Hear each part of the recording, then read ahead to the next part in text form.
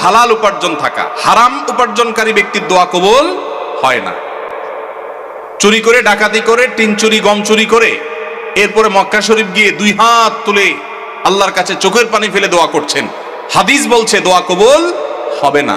নবী করিম সাল্লাল্লাহু আলাইহি ওয়াসাল্লাম পরিষ্কার হাদিস আছে, অনেক দূর থেকে এলোমেলো চুল নিয়ে, ধুলোমলিন শরীর নিয়ে কেউ যদি কাবার চারপাশে হাত তুলে দোয়া করে, আন্না ইউস্তাজাবু লিযালিক, কিভাবে তার দোয়া কবুল হবে? নবীজি বলেছেন, কারণ দেহ, তার শরীর, তার সম্পদ হারাম দ্বারা গঠিত হয়েছে।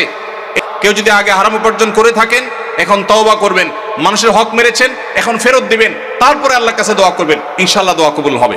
দোয়া কবুলের দ্বিতীয় শর্ত হলো অন্তরের অন্তঃস্থল থেকে কায়মনোবাক্যে দোয়া করবেন, অন্য মনস্ক হয়ে না, দায় সারা ভাবে না, মনোযোগ দিয়ে দোয়া করবেন।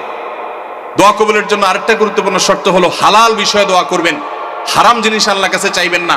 2 নম্বর জিনিস আল্লাহর কাছে চাইবেন না, অবৈধ সম্পর্ক করার, কারোর সাথে অবৈধ রিলেশন করার, হারাম সম্পর্ক করার জন্য আল্লাহর কাছে দোয়া করবেন।